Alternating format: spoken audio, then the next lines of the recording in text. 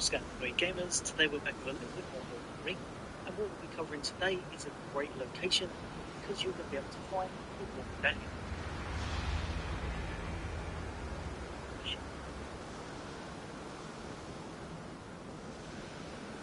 Make your way through the entrance, games. But today we're here to find your medallion.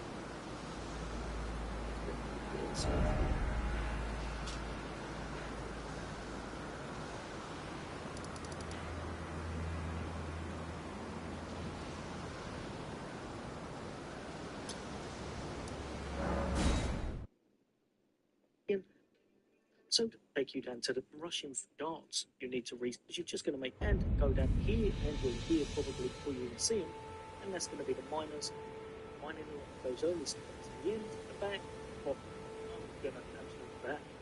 All you got to do is, and once he does, and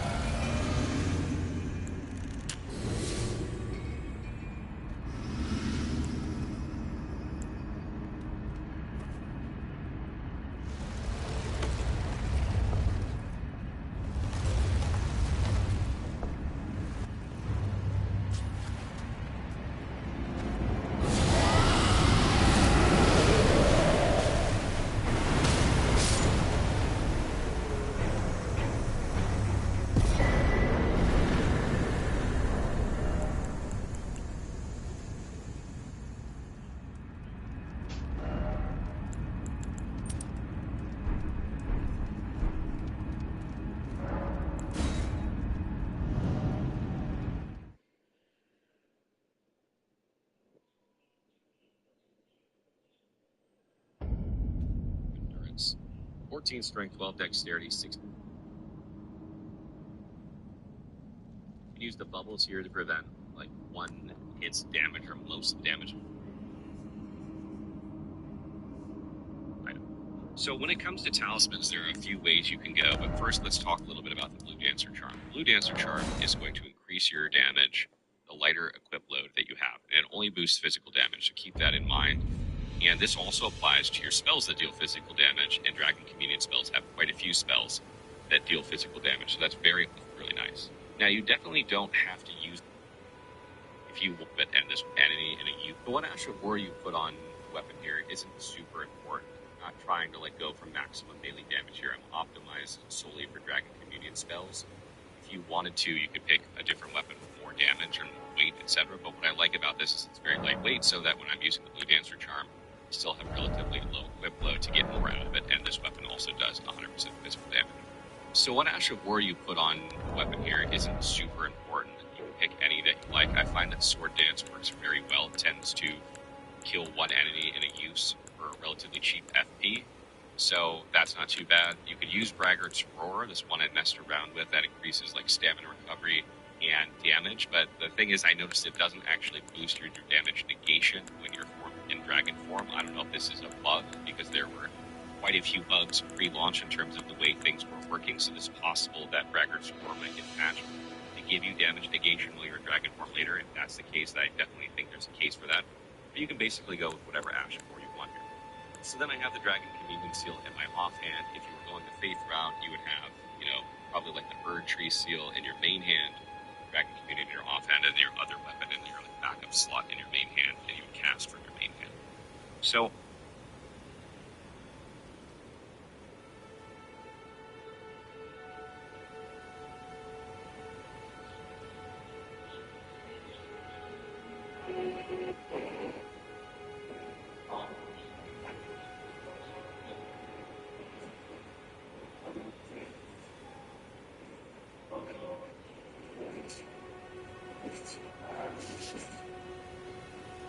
Hey, what's going on, guys?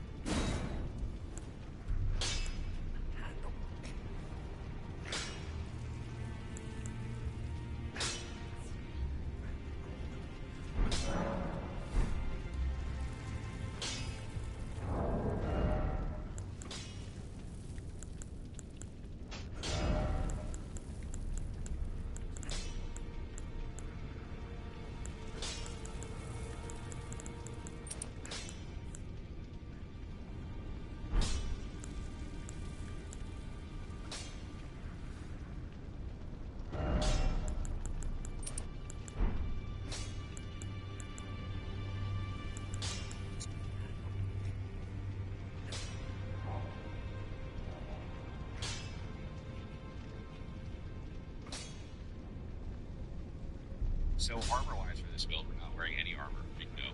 So that's important. You can pick any that you like. I find that sort of decent blood loss build up, you have decent damage, and frankly, and you like also L1 or attack with R1, and I don't have to swap back and forth.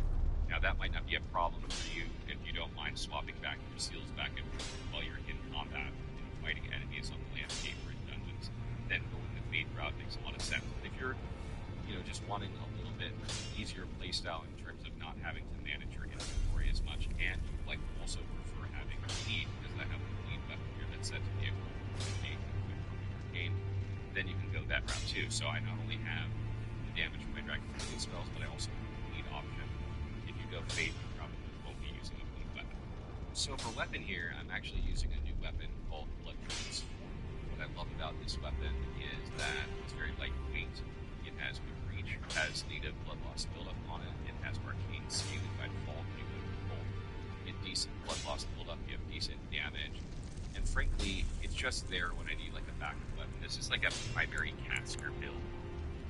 We're not trying to like go for maximum melee damage here. I'm optimized solely for Dragon Communion spells. If you wanted to, you could pick a different weapon with more damage or more weight, etc. But what I like about this is it's very lightweight, so that when I'm using the Dancer Charm, I still have a relatively low equip to get more out of it, and this weapon also does 100% physical damage. So what Ash of War you put on the weapon here isn't super important. Like I find that Sword Dance works very well. It tends to kill one enemy in a use for a relatively cheap FP, yet no being it. So armor-wise for this build, and this also applies to every one of these things, right? Like you want to be able to boost your damage constantly, and but it's the blessing of fighting difficult enemies, and you don't have that buffs on. You can use it in place of usually used potions. I would suggest spell-wise, we obviously have Golden Vow and Flame Grammy Strength here in order to boost our damage.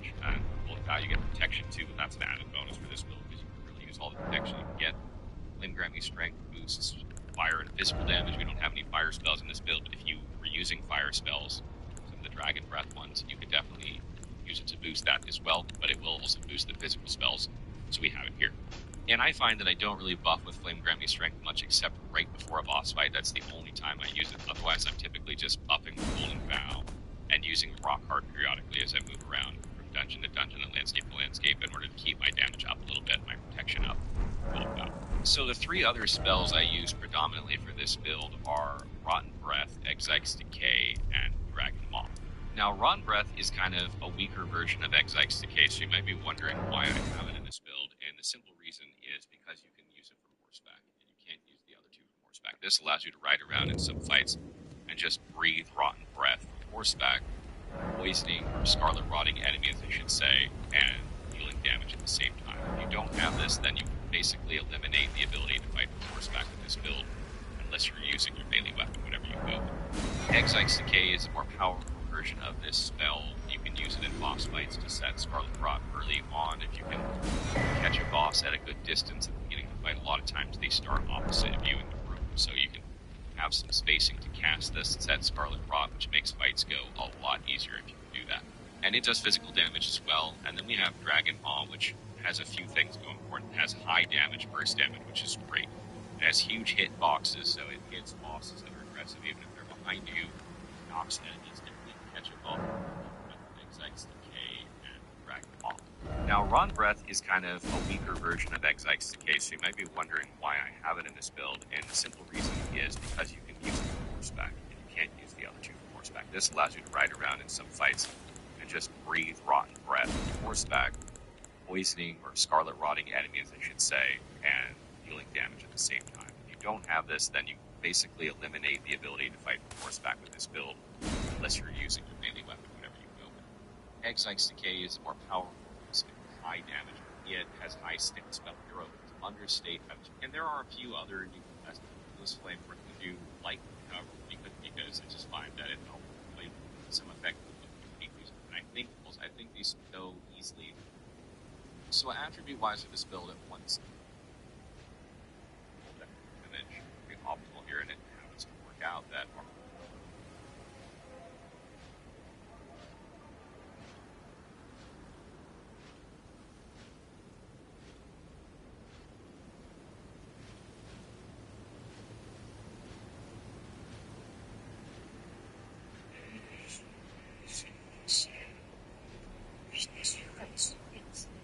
Hello and welcome back. We reached the High Road Cave. It's in the High Road Cave that the talisman is currently located. But for now, go ahead and make your way to Saintsbridge, turn on your light, jump on Torrent, and follow exactly where I'm going on the screen. First off, you'll want to jump over this right side of the bridge, making sure to land as close to the Spirit Spring as possible, to avoid any fall damage.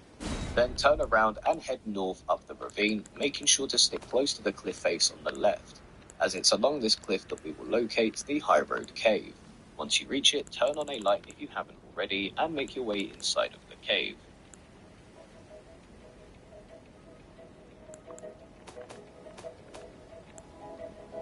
Once you've made your way inside, go ahead and light up the Site of Grace so that you've got somewhere you can always come back to. Then, when you're ready, turn to the right and start walking until you reach a place where you can drop down. Drop all the way down until you've reached the bottom, and then once again, make your way forward, and there will be a second pit to drop down. Be careful with this one, as if you fall from the top, you will die from full damage, so be very careful making your way happen. Turn around and follow exactly where I'm going on the screen. First off, you'll want to jump over this right side of the bridge, making sure to land as close to the Spirit Spring as possible, to avoid any fall damage.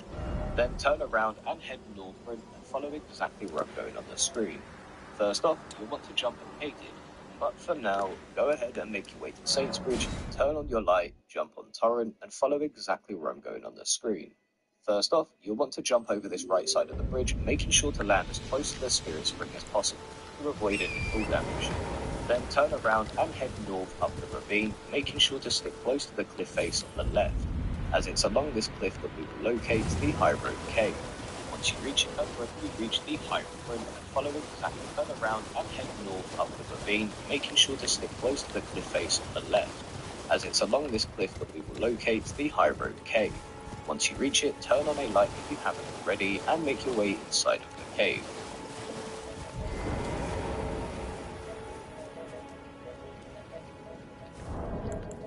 Once you've made your way inside, go ahead and light up the Site of Grace.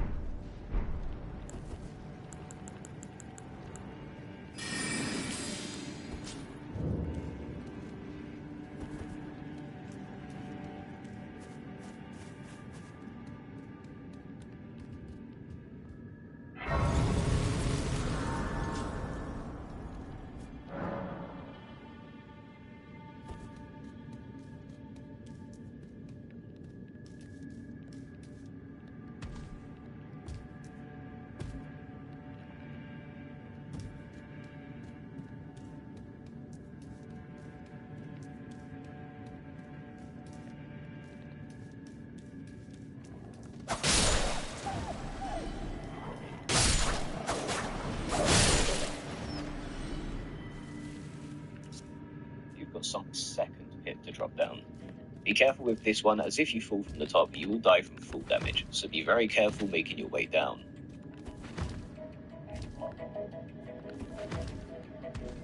Once you've made your way to the bottom of the pit, make sure you pick the path on the right that is going down. Then continue to follow the path, making sure to run straight past all of the wolves.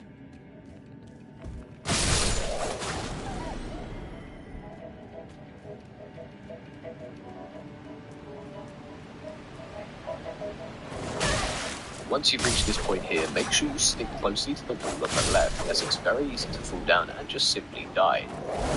Continue making your way over to the waterfall, and once you've reached the waterfall,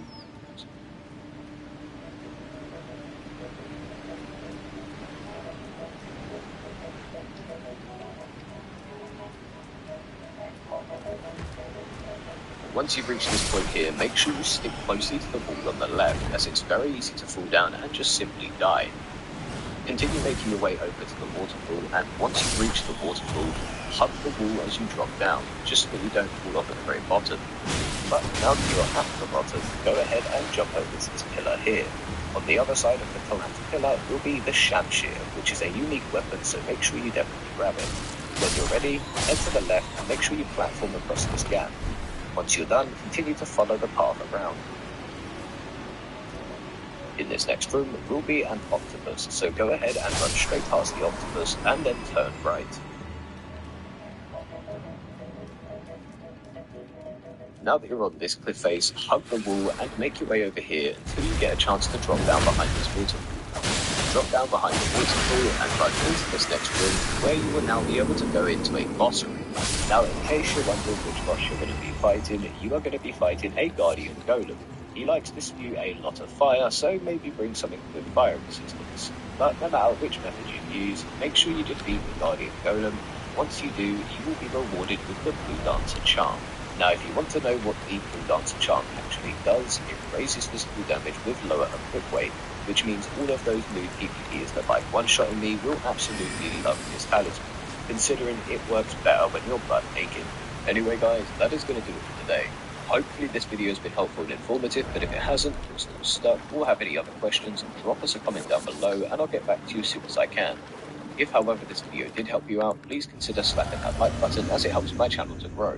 And if you want to support me as a content creator or just see more videos like this, be sure to smash that subscribe button. Anyway guys, my name is Damien, thank you all for watching, and I'll see you in the next one. Later.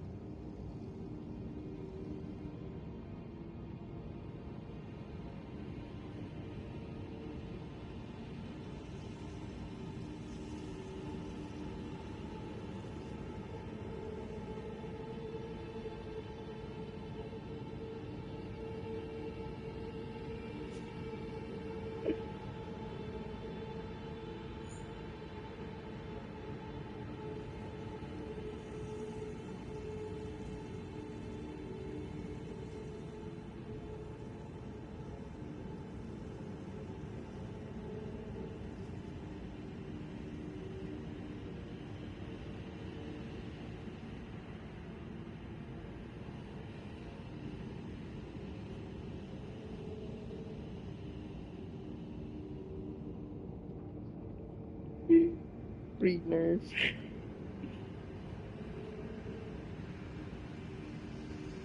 Breathe, nurse.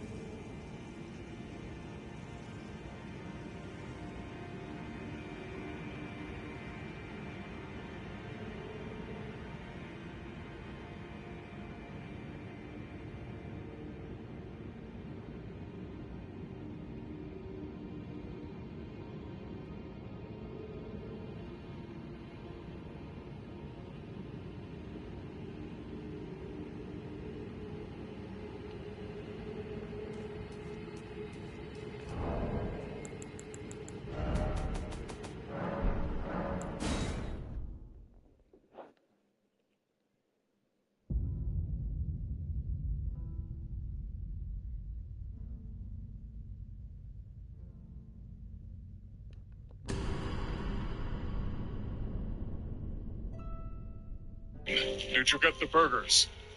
Apologies, Father. Their kind are all of a piece, grilled by the flame of propane. Let it be writ upon their meager grill. All of it. Hey guys, how about we fire out some blood sausage? Oh, you get the fuck out of here! I put a golden restraining order on you, you sick fuck! This is not right. Well, I think my soul is dying. Call an ambulance. Wait, brother, father, didn't you hear?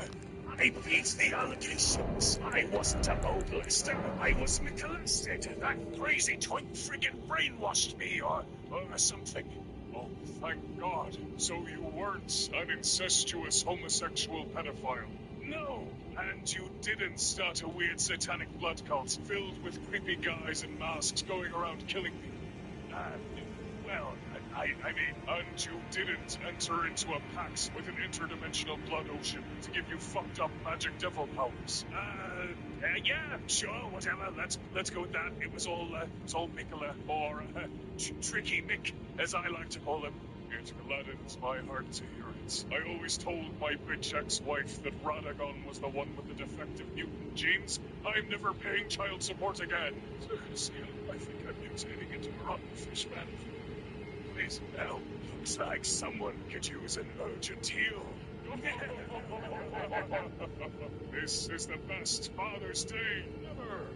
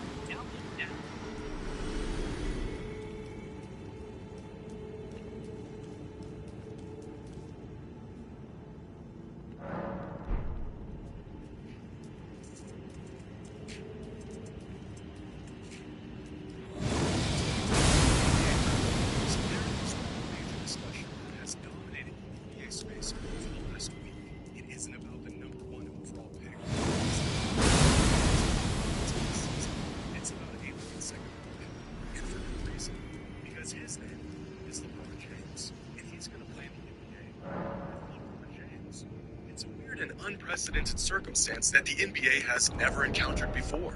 A player who many fans consider to be the greatest of all time, playing in the NBA with his own son.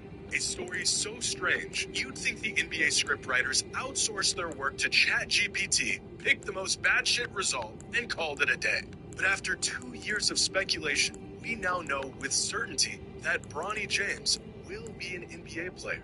And right on cue, the criticism of his merits and value as a future player in the NBA have already came pouring in. Scouts and GMs claiming Bronny as a prospect isn't even worth using a late second-round pick on, and that the real value lies in his last name and the leverage it comes with. But how valuable is a second-round pick, really? And is Bronny a legitimate NBA player, or is he only in conversation solely because of who his dad is? Where do I put Ronnie is number one on this. How to be on patrol with Ronnie.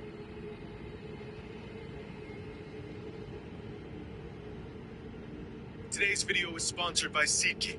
The MLB season is in full swing. Your favorite artists are on tour, and y'all are gonna need some tickets. Now, you guys have used my promo code so much that SeatGeek wanted to hook you up with a new promo and a new special offer, and it's the best one yet. For the rest of the season, everyone who uses code Jimmy10 will get 10% off any tickets on SeatGeek. Whether you're new to the app or you've been using it for years like me, code Jimmy10 is good for 10% off any order on SeatGeek. Just get into the app, find the best tickets for you by using their color-coded seating map, punch in the promo code, and you're done.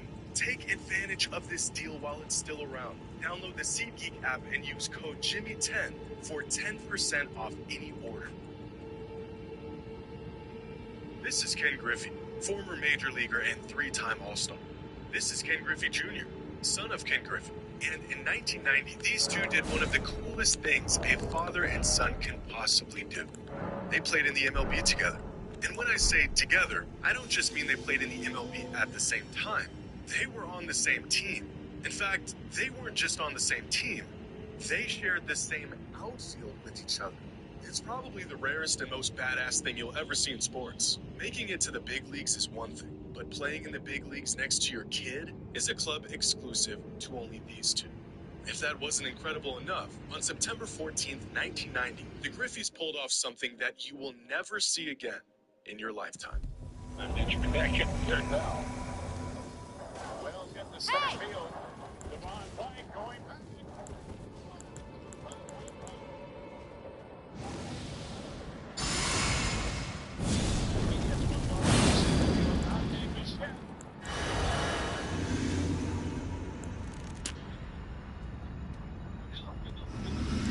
The Griffeys were great, and they were the first and only father-son duo in the history of Major League Baseball.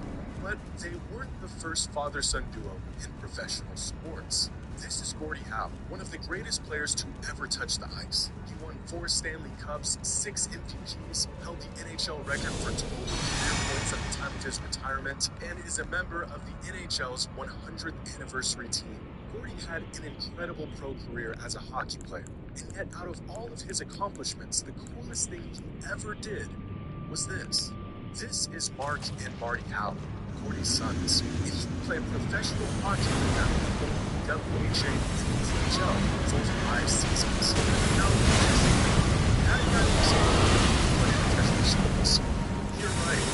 He began his career in the NHL in 1946. He was just 18 years old. By the time he retired for good, he was 51. A career that stretched from the 1940s to the 1980s. And with a career like this, the player even had a shot at playing together with their son. Why exactly am I talking about this now? Well, because they're awesome, but also because these two and what they're about to accomplish in their own sports. And Bronny James were on track to being the first father and son duo to play together in the NBA, an idea that seemed far-fetched when LeBron first mentioned it years ago, but has now become a reality. But how legitimate is this one? And is the backlash as the Lakers selected a second-round pick in the draft? Right. Well, to answer this question, we first need to understand who Bronny is as a prospect and as an NBA player. Right now, NBADraft.net has Bronny rated at an 88 overall across their 12 prospect metrics. This overall rating puts Bronny on the lower end of all second-round picks and future prospects over the last 3 years, but well within range of your typical mid to late first rounder. Now, here are Bronny's numbers during his one season of college basketball.